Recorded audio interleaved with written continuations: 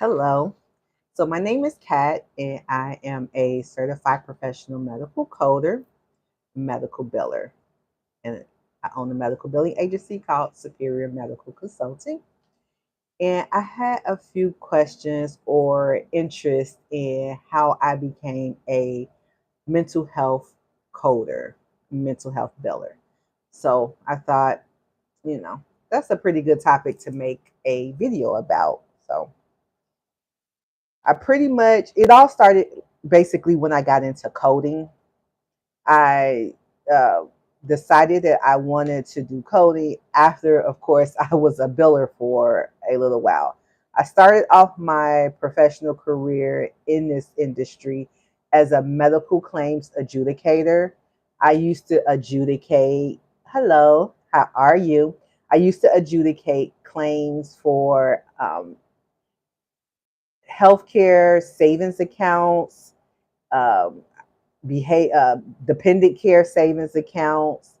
Like your high deductible plans come with a healthcare savings account, and I used to adjudicate claims for that type of stuff.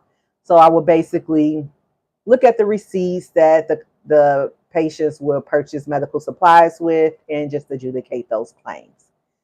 I got laid off from that job and found myself back out there trying to find a good paying job to support my family. I had just had a baby and I needed to get into something fairly quickly because you can't afford to lose income.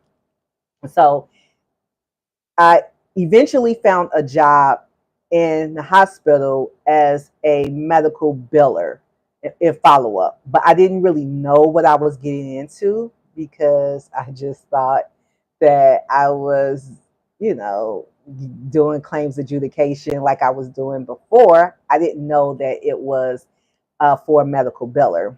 I saw somewhere in the description you need to adjudicate claims, follow up on stuff, research things, and I had done that in my previous job, but wasn't to this capacity.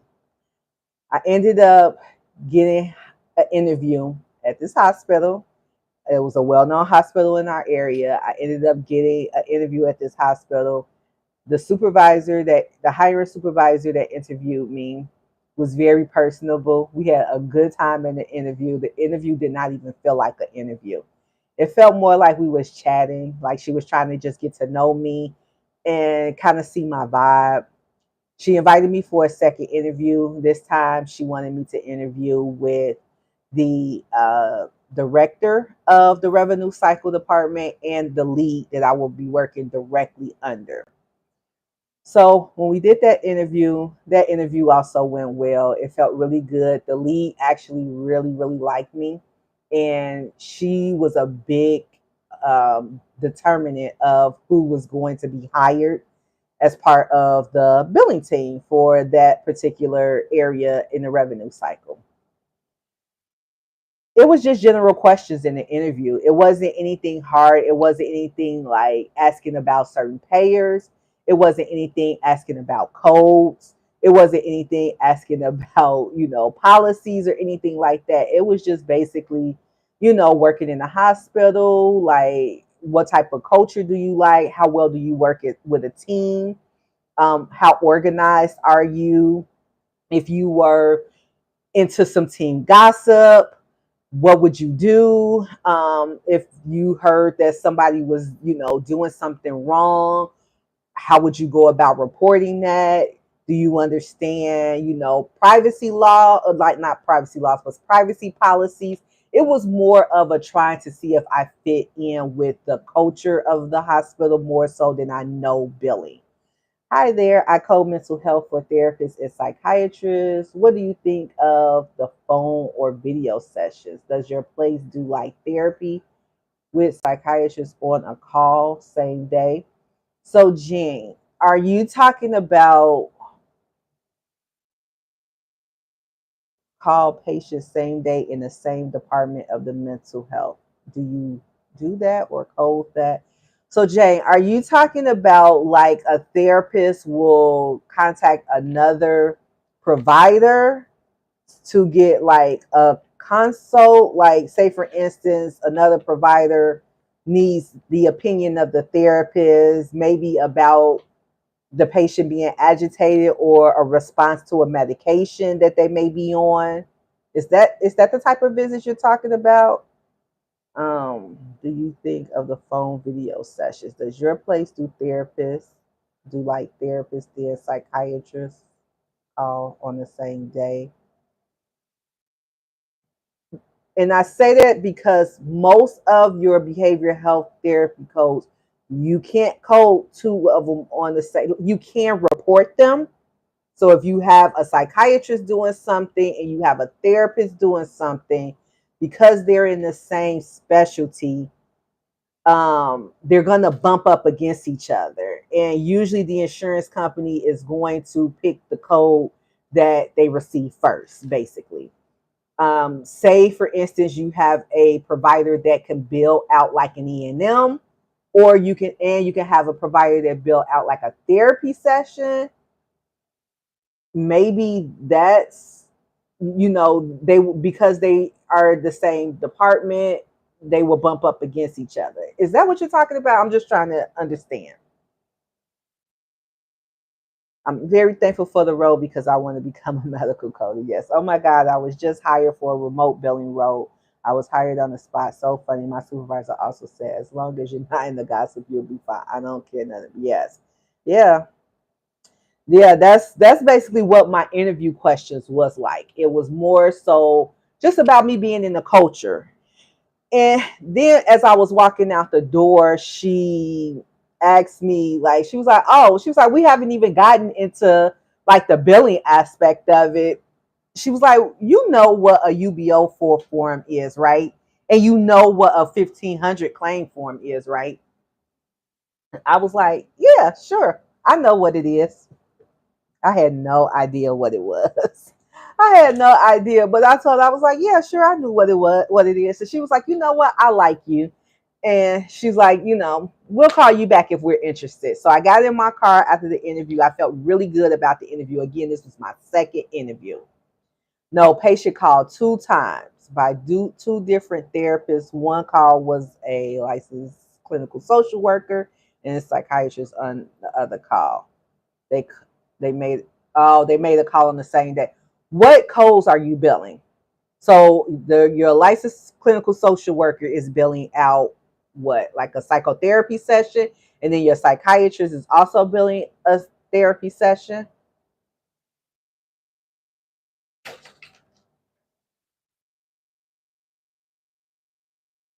They made the call on the same day. So did they call the patient on the same day?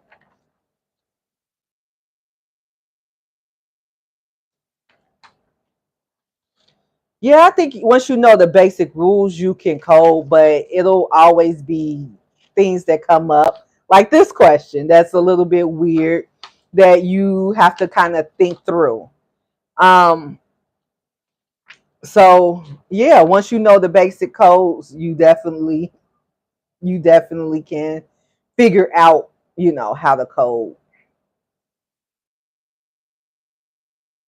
I'm trying to look to see if I have any guidance for you in this book right here. Um,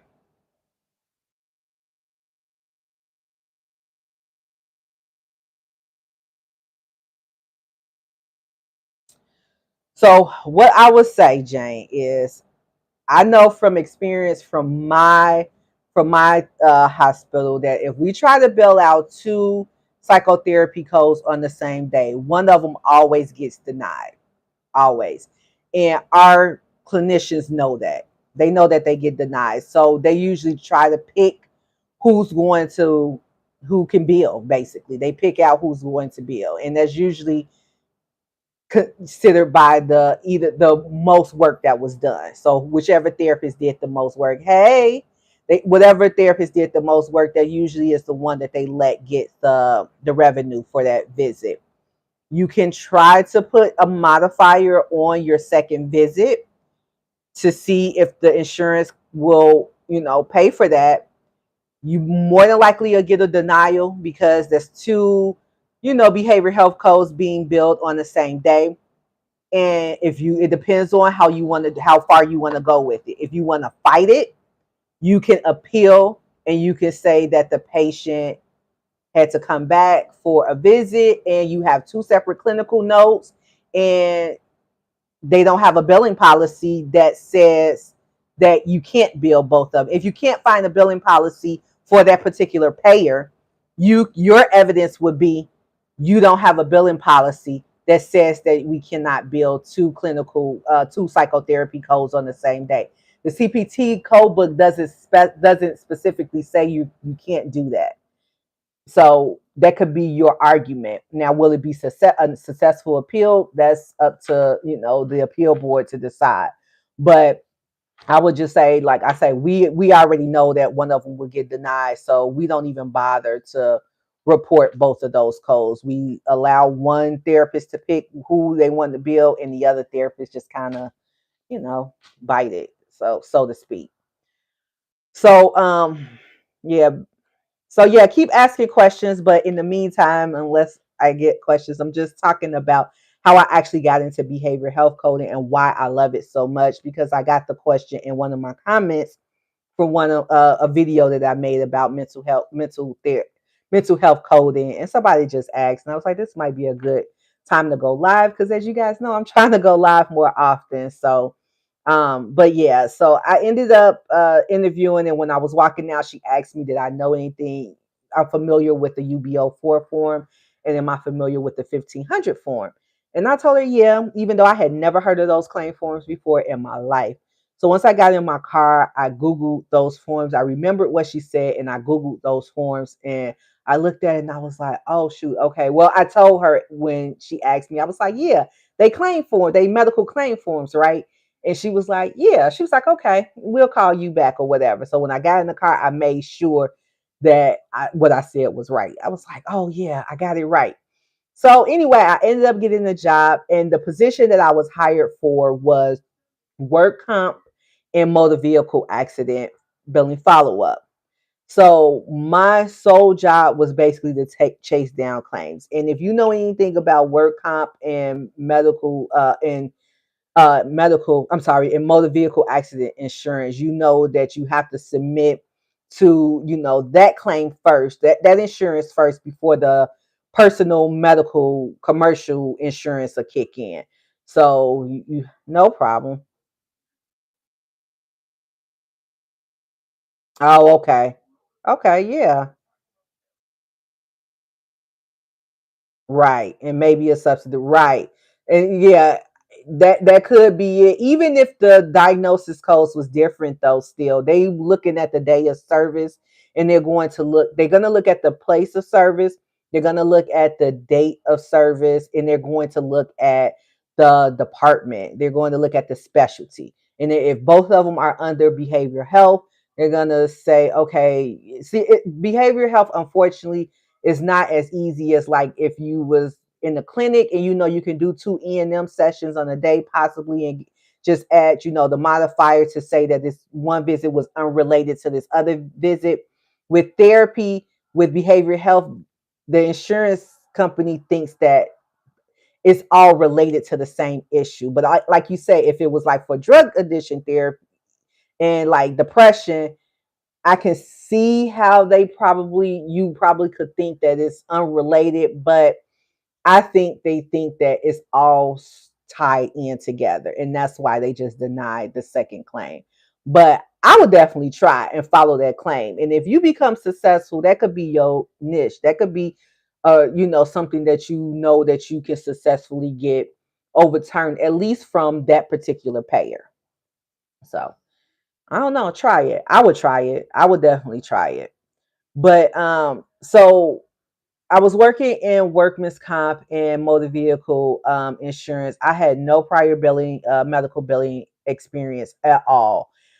At first, I didn't even know that. I didn't know what I was doing. I didn't know that I was supposed to submit to the medical vehicle insurance first and then submit to their personal insurance if they had anything left over. I didn't know that with workman's comp, I needed to, make sure that certain forms was filled out. Like I didn't know a lot of that stuff. So it was definitely on the job learning, on the job training that I received while I was working in the medical billing department. But it was great because it gave me a lot of experience from my mess ups when I first started. Like I would mess up a lot, but I will also learn from my mistakes, and I will ask the questions as to like why did I do this wrong? What could I have done better? What was incorrect about this? How can I improve my processes? I started to learn that because I was a biller, I was on the phone a lot. I talked to certain insurance companies a lot. I started gaining relationships with different adjusters. I started gaining relationships with different people in different departments. And I would just like basically have a whole list of people that I could go to when I was having billing issues, when I needed to, like rely on a problem that I was having or I had to escalate something. So that was reassuring. It helped me to learn, it helped me to understand, it helped me to grow as a medical biller. As time was going on, I was, more interested in why stuff was being denied. So I started to like get into appeals a lot. Like I love I hate to say it, but when something denied, I was all over that. I was like, I'm gonna write an appeal. I wrote an appeal for everything. I was like, we gonna get paid. We gonna get this money. So I would see the denial reason. I would pull medical notes. I would get the code book, read the code description, try to state my case on why I felt like something should be covered, why I felt like they was, denying this claim incorrectly. I would type out a whole thing, had it on the letterhead. I had a whole system done. My supervisor was super impressed by that. She was like, a lot of billers would just go and want to write stuff off. And, she was like, but you take the initiative to always want to appeal something before we even try to write it off. And she really admired that. She really admired that I did not just, my first mind wasn't to write it off. My first mind was, let's fight for this money. Let's see if we can go after, some kind of reimbursement. So by doing that, that led me to start like reading the codes more because I had to get the code book and actually write an appeal. And it introduced me to medical coding. Before this, I didn't know what medical coding was. I definitely saw it on the commercials on TV about work from home. This was like mid 2000s, early to mid 2000s. I did see, a lot of work from home ads talking about you could do medical coding and billing and blah blah blah. But it didn't register in my head that that was a real profession. It was like back then, work from home was kind of like, that sounds too sketchy. That doesn't sound real. So when I took an interest into the codes, my supervisor, she picked up on the fact that in my like downtime or whatever, I was just scrolling through the code book all the time. And she's like, you seem to be real interested in those codes. You think you want to be a coder or something? I was like, actually, I wouldn't mind being the coder. I was like, what do they do? And she was like, well, they're the ones that do the claims that we follow up on. She's like, they're the ones that they assign the code. She's like, you got to go to school for it, but I think you would be a good coder or whatever. So I was like, oh, okay, I'm gonna look into it. So I started researching. One of the things that intrigued me about being a coder is a lot of people at that time was saying medical coders make, a similar salary start as a beginning nurse. So like, when nurses started off, how they kind of, they make a certain amount before their salary like just skyrockets. It was like, medical coding, medical billing, health information management, they make about the same as a nurse. And I was like, I could make the same as a nurse and not like touch patients and not be patient facing. Like that's kind of dope. So it made me start researching it even more. And so I found a school that had medical coding. I started looking for jobs because I was like, I want to know what these employers are asking for when they are looking for medical coders. Like, do I got to go to college for this? Do I have to like get some kind of like certificate, degree? Like, how do I get into this field? So I started seeing on the job postings that a lot of the times they were saying they wanted you credentialed through AAPC or AHEMA. I didn't know what they were, but I decided to Google AAPC and AHEMA. Anyway, I found out that those were the two uh the two entities, I guess, that had memberships for medical coders and billers. And so I just started researching both of those to see which one like fit into my life, which one was the most affordable, which ones had the best curriculum, and which ones that my employer or the employers around me that was seeking medical coders like was looking for the most. I ended up settling in on AAPC because I can afford them and because they had a self-paced program. I don't remember if AHEMA had a self-paced program at the time, but I know AAPC did. So I ended up taking my tax return and purchasing the course with AAPC. They gave me a year to do the course. And, after that, I was supposed to be able to be equipped to sit down to take the exam. Well, at the time, I was a single mom. I had a full time job and I was studying and I had a sick parent. So I just had a lot going on and I just could not like focus on only, studying medical coding in my free time. So it took me a little bit longer than a year to to study for my credential and to sit for my first exam.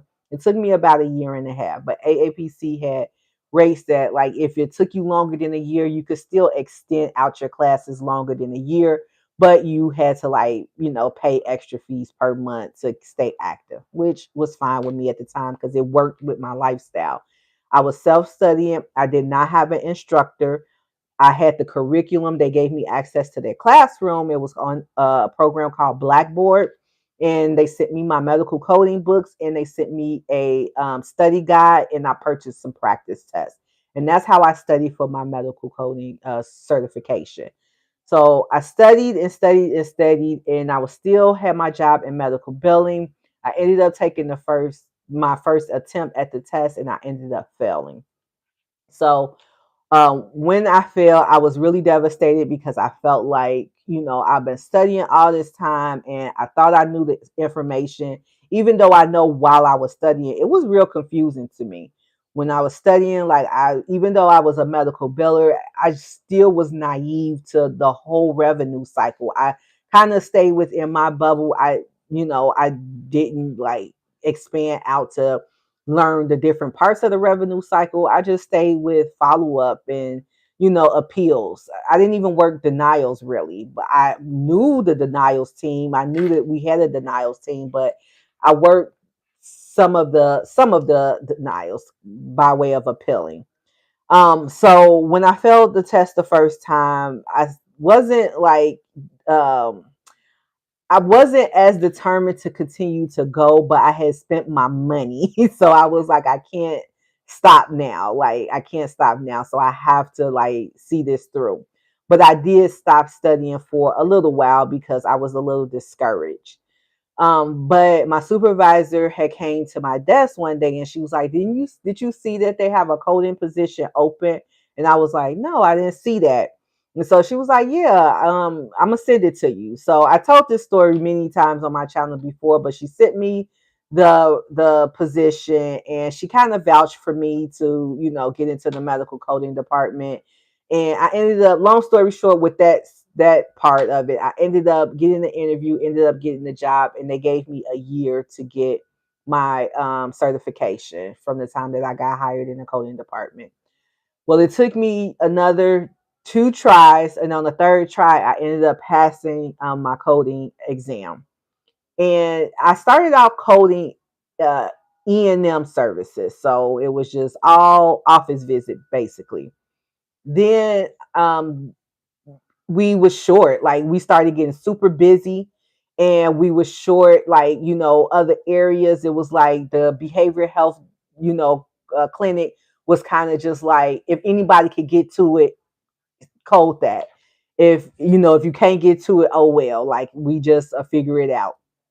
So I got pretty good at coding E&M services. I got faster and faster, and I decided I'm gonna pick up the mental health clinic to just start coding. I'll put that as part of my, my duties or whatever, because we had a pretty lax coding department. Like we can ask to code whatever we want to code, and they let us try it.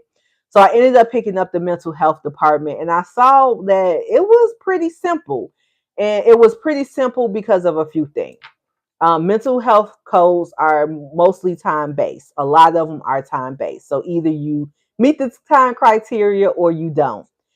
A lot of the times too, the providers know that how to document. They know what they need to document. It's not really difficult to document for mental health like it was for like E&M visits. They had to do the whole review of systems, the whole medical decision making, the whole subjective stuff, the whole assessment.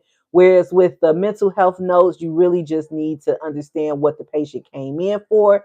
They wrote a plan of what they felt like the patient wanted to achieve, the goals, any medications that they're taking, if there was any other, triggers involved, and like kind of like some of the suggestions that they gave the patient to do to work on to help improve their behaviors, like behavior modification stuff.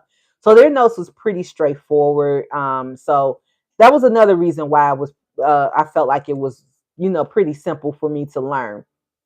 And also, mental health providers, usually you can build them like, it's usually only one therapist or provider in the mental health department seeing the patient on that day. So I didn't have to worry about all these weird modifiers that I had to put on these claims.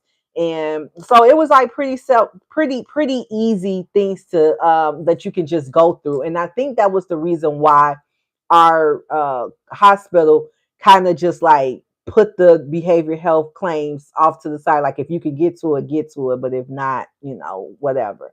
So I think that's the reason why. But I ended up like liking to code those. It was kind of like my busy work, I guess, so to speak. Like if I didn't have anything else to do, I'll go to code all the mental health claims, and I would like zip through them and zip through them.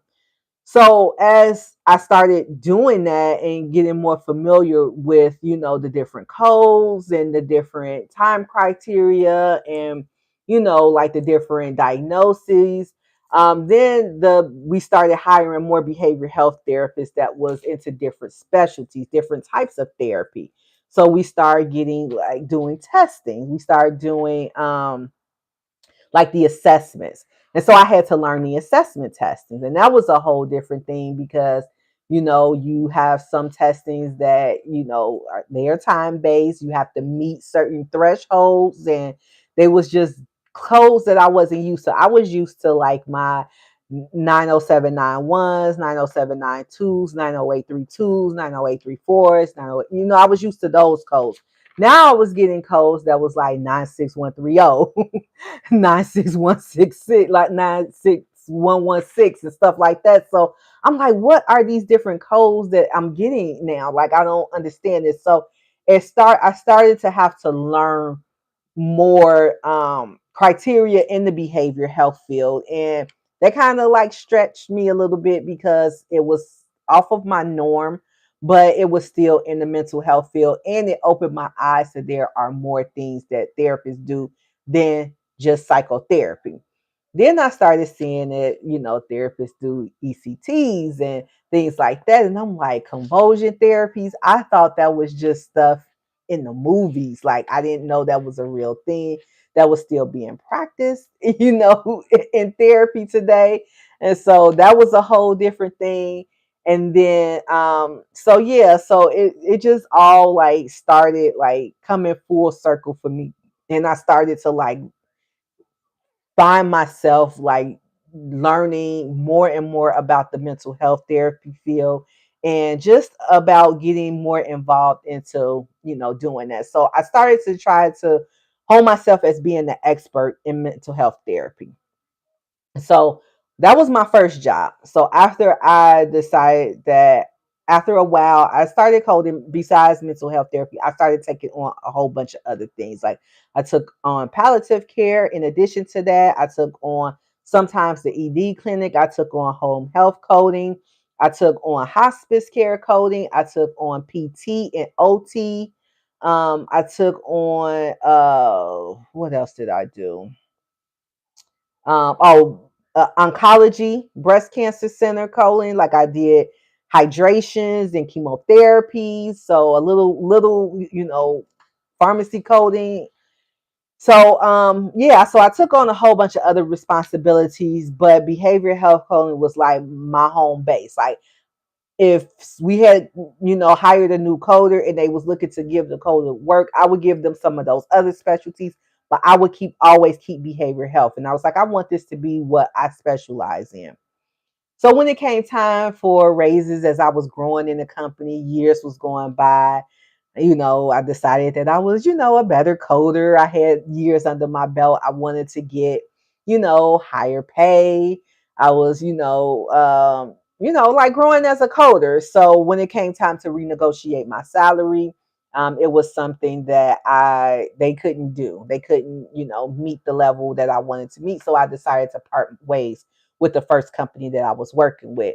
But by this time, I had been coding mental health so long that, like I said, that I felt like that was my base thing that I coded. I was looking for jobs specifically geared towards behavior health coding. So that's how I became a behavior health coding. I was so you don't need a special like uh, credential to be a behavioral health coder. You just have to have the interest in being a behavioral health coder and decide that that's the specialty you want to code in, and try to find jobs that have behavioral health coding as one of the specialties they want you to code, but also you probably will be asked to code something else. Good evening. I'm just here thinking about a career in medical coding. Okay, Rains, baby. I really hope you do get into medical coding, because it is a great career. It's a career that takes strategy to get into. You have to do research, but once you get into this career, I find it very fulfilling. And it was something that I, discovered or was proven to me during the pandemic that it is part of recession proof because it's in the medical field. It's one of those careers. Like it's one of those careers that when most people become a medical coder or a biller, they stay in these jobs. They keep their jobs for a while. So, you know, I don't think you could go wrong with it. But welcome. Thank you for tuning in. So anyway, so like I was saying, I get a lot of questions on how can you be certified as a mental health medical coder, and you don't have to have a special certification. As of right now, they do not have a specialty certification for mental health or behavioral health. You just have to like find facilities, find health systems, clinics that have behavioral health therapists, have mental health therapists, and code for them. And just you keep that as like your base specialty that you code for, because you probably will be asked to code other things as well. If you do follow my channel, I also code urology, and I also code some dermatology sometimes. So behavioral health isn't the only thing that I code. It's just the one that I love the most. It's the one that I can talk the most about. It's the one that if someone asks me if I can show them how to do it, I can train them on being a mental health coder.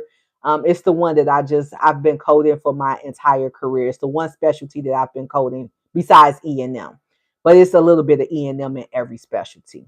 But it's this one specialty that I've been coding my entire career. So I absolutely love behavior health coding, and that's why. It's just because it's the ease of the coding and it's interesting. It's really interesting, especially when your your place of employment hires different types of therapists that specializes in different types of techniques, because you get to learn those things. You get to learn, cognitive therapy. You get to learn, the different things that go into mental health therapy. So hello, how are you? Thanks for tuning in. So y'all let me know if y'all have any questions. It could be about anything in coding, how to get into coding, job tips, about behavioral health coding, mental health coding, or whatever. Urology, if you want to talk about that too. If you are studying for the CPC, I would love to hear about how that is going. And I have a few people that follow me that is studying for the CPC, and I am helping them study for their tests. And so I think that's pretty exciting that we have, people that's actually currently studying for their CPC, and they are, you know, finding it a little bit challenging to understand the lessons. But, I let them know that I'm here to help. I've been coding for quite a while. And like I say, even though it took me a few times to pass the CPC, as you know, if you, like I said, if you follow me, I got a bunch of other credentials after my CPC. So I've been taking AAPC tests for a while. I really want to get into it. I'm just scared. I can't find a part time or evening or night job when I'm done. I've been scanning job postings and they're all days and full time. So Supreme COVID. So most of the jobs will more than likely be full time jobs. And because most hospitals and clinics, they're business. So coders work in the business office. Most of the business office is open during business office hours. So like 9 to 5 ish. You usually can start anywhere between 5 a.m. until like 7 or 8 p.m. So for the most part, that's what you will see. But don't worry, there are part-time positions available. We have a couple of part-time coders in our department. You just have to network. So the biggest thing that I would suggest for any new person that wants to get into medical coding is to, once you start studying for your credential, to start networking as soon as possible, because you will be connected that way to those off-beaten jobs. Like you say, you see a lot of positions that's asking for full time. But once you network and get to know other coders and supervisors and things in the revenue cycle, they can let you know if they have positions, and they will even alter positions for you if they like you enough. If they want you on their team bad enough, they'll even alter positions for you for it to be part time. But you have to network. It's not like you're going to get out there and just kind of find those jobs easily, but they are out there. Don't get me wrong. Go on LinkedIn, make a LinkedIn profile, put your resume up there, and put your criteria in and see, what you can find. You will have to work, it will be a job looking for a job. Medical coding, you can do medical coding in the evening. You just can't do medical billing too much in the evening. You can do some medical coding on the weekends, but it's typically full time. It's typically 9 to 5 ish in that area. I wanted to know where to begin. Are you self taught or did you go to school, if you don't mind me asking? So I went to I attended classes through AAPC, but it was self paced. So I'm not, so it's, it's not self-taught because I follow AAPC's curriculum, but I didn't have a teacher. So I didn't have a professor to sit and teach me anything. They kind of had like, recordings of the lesson. I listened to the lesson recordings. I read my study guide, and I just did the exercises that they had for their homework on Blackboard. I wish I had a teacher. I think it's a lot easier if you had someone that you can like talk to, ask questions, and get feedback from. Because if you are brand new to the field, it is a little confusing. It's not as straightforward as some people think. It's not hard, but it's harder than people think. So I would myself personally would have preferred a teacher, but I didn't have one. Planning to start up business in medical. I'm planning to start a startup business in medical billing. Okay, that's cool. I also have a medical billing business, and yeah, I love it. I love it. I just got my third client. Hopefully my third client signed my contract this week. Well, it's the end of the week. Hopefully I hear something back next week. But yeah, medical billing business is a great business to get into. It's an easy transition when you have experience as a medical biller, when you have experience as a coder, it's an easy transition to start owning your own business. One thing I do say, especially for those of you that are, just thinking about getting into the profession, is like, where can I take this career? And that's one of the things you could take it. You could, a lot of us like the ideal of being an entrepreneur. And that's kind of what I wanted. I always wanted to be a consultant. I always wanted to have my own business. And this career choice has led me to have the opportunity to try my hand at entrepreneurship. So I've been coding for a while, and I decided, like, I'm gonna go ahead and just start my medical billing business. And that's what I did. That's another hard thing to get into, another hard area, but I'm up for the challenge. Ultimately, I would love to have my own coding company. Yes, Supreme Coding. Yes, that's the goal, to have your own company, your own asset, to be financially independent. Don't have to worry about a 9 to 5. I love it. I love it. You should go for it. Go for it, because it's rewarding. So yeah, but I get a lot of questions about the medical billing business as well, and I'm going to do an update soon because I've been in business for about a year and a half now, and like, I want to be completely transparent as I can about the business and about how business is going, and about how this whole journey has been. It's been a learning experience. I could tell you that. It's been a ride, but I wouldn't change it for the world. It's been really awesome. I love it. So, any other questions before I end this? I just wanted to come on because, like I said, I got the question on how I got started in mental health billing, and a lot of people seem to think that you need a certain certification for mental health, the mental health specialty. It's not like cardiology coding, where cardiology coding you can get a specialty certification for cardiology coding. You don't. There isn't one for mental health coding. There's one for like interventional radiology. There is one for like urology. But behavioral health, you just need a CPC, COC, CCS, CCA, one of those basic foundational credentials. You just need one of those. And then just find a facility that has, behavioral health services, and get into it like that. Pretty simple, but it's one of the easier specialties to code. So if you are a new coder and you're trying to build your confidence in coding, you trying to get acclimated with how the system runs, and get acclimated with, like how the whole claims process go, mental health coding is a good specialty to get into, to learn that. It really is, because it's a simple follow up. It's so yeah.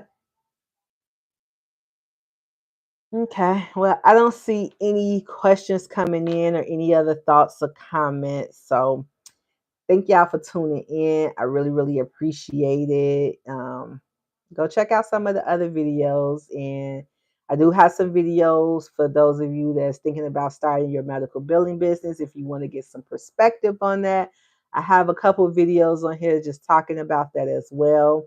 And I have some videos talking about how I do my denials, and just, about medical coding in general. So I appreciate y'all for tuning in tonight.